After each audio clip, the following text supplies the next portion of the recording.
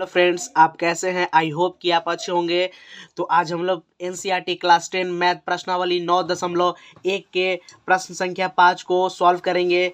प्रश्नावली 9.1 बहुत ही इम्पोर्टेंट है और इस प्रश्नावली से हर साल एक ना एक प्रश्न आते ही आते हैं। ठीक है, तो चलिए आइए हम लोग सॉल्व करते हैं।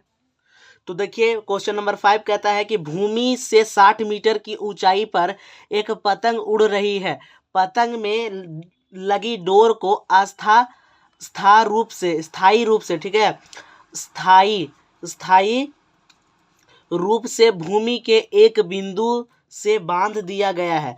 भूमि के साथ डोरी का झुकाव 60 डिग्री है, यह मानकर कि डोरी में कोई ढील नहीं है। डोरी की लंबाई ज्ञात कीजिए। ठीक है, तो यहाँ ध्यान दीजिएगा कि कहता है कि 60 मीटर, भूमि से 60 मीटर ऊंची पर एक पतंग उड़ रहा है। यहाँ ध्यान दीजिए कि ये देखिए, ये भूमि है, बीसी क्या है कि भूमि है हमारा। ठीक है, ये जो बीसी है ये भूमि है। यहाँ पे हम लिख देते हैं भूमि। भूमि से 60 मीटर ऊंचा एक पतंग उड़ रहा है। यहाँ ध्यान दीजिएगा, ये भूमि से 60 मीटर ऊंचा एक पतंग उड़ रहा है और पतंग में जो डोरी लगी है ना, वो अस्थायी रूप से भूमि के एक बिंदु से, देखिए सी बिंदु से जुड़ी हुई है।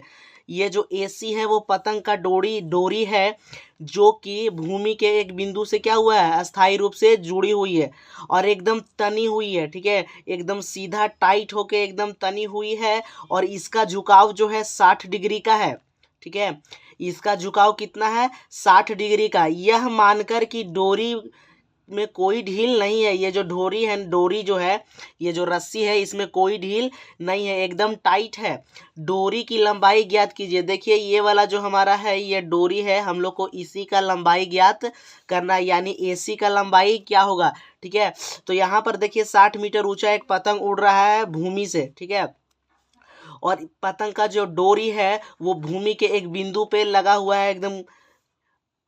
ठीक है, एक बिंदु पे क्या है, जुड़ा हुआ है और एकदम टाइट से, ढील नहीं है और उसका जो झुकाव है 60 डिग्री का है। ठीक है, यानी कि 60 डिग्री का कोण बनाती है। तो यहाँ ध्यान दीजिए कि 60 डिग्री के यानी कोण के सामने वाले भुजा को हम लोग क्या बोलते हैं, परपेंडिकुलर, यानी पी। हिंदी में हम लोग इसे लंब बोलते हैं। ठीक है, और 90 डिग्री के सामने वाला भुजा को कर्ण यानी हाइपोटेनियस, जिसे हम लोग एच से सूचित करते हैं। ठीक है, तो हम लोग को निकालना है क्या, एसी यानी डोरी की लंबाई। तो हम देखेंगे कि P बाई एच, यहाँ देखिए P और H किस त्रिकोणमिति का अनुपात है। तो यहाँ ध्यान दीजिएगा कि P और H किस त्रिकोणमिति का अनुपात है। तो यहाँ देखिए, साइन थीटा का P और H आएगा और एक कॉसेक थीटा का P और H आएगा। या तो हम कॉसेक थीटा से बना ले या साइन थीटा से। चलिए आइए हम लोग साइन थीटा से बनाएंगे। ठीक है, तो सबसे पहले जो दिया है उसे हम लोग लिख लेते हैं।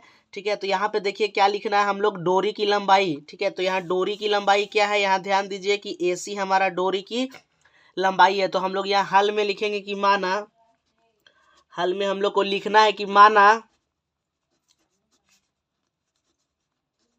डोरी की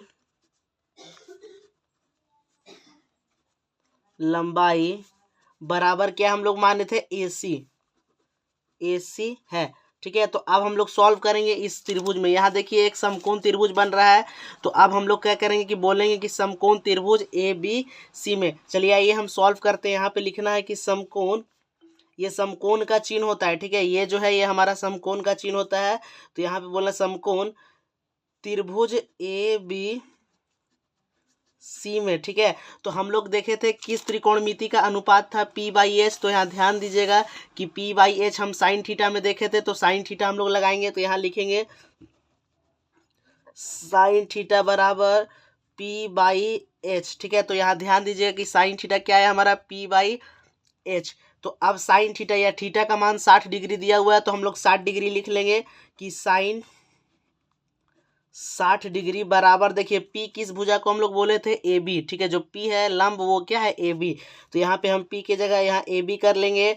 और यहाँ देखिए H जो कर्ण है, कर्ण को किस भुजा है, कर्ण जिसको बोल रहे हो उसका भुजा का नाम AC है। तो यहाँ हम क्या कर लेंगे, AC। तो देखना है कि साइन 60 डिग्री का मान क्या होता है। ठीक है, तो आपको यह याद रखना पड़ेगा।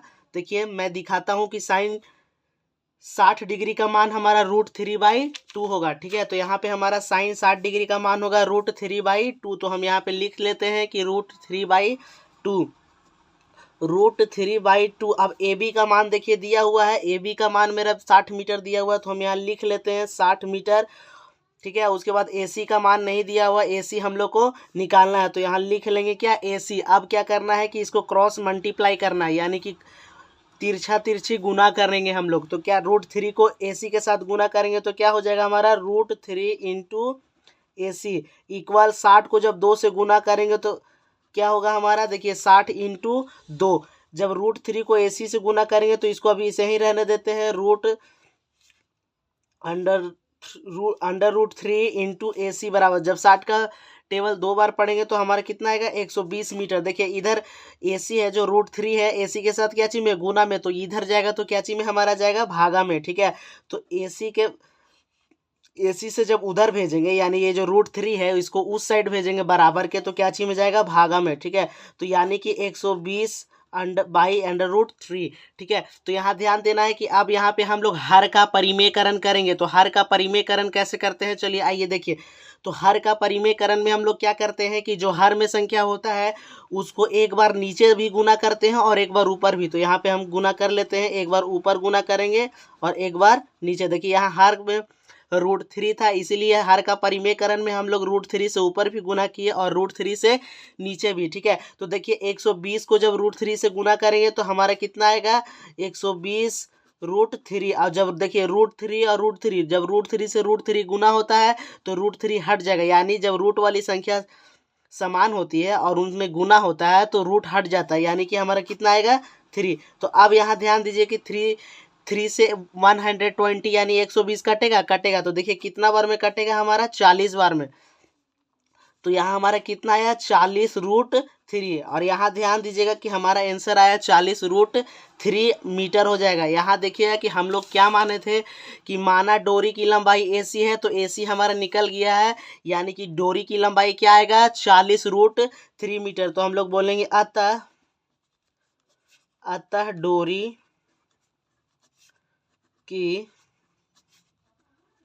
लंबाई बराबर 40√3 मीटर है, यही हमारा आंसर है। ठीक है, यदि आपको अच्छे से वीडियो समझ में आया होगा तो ज़रूर लाइक करें, सब्सक्राइब करें और शेयर करें। ठीक है, thank you for watching my video.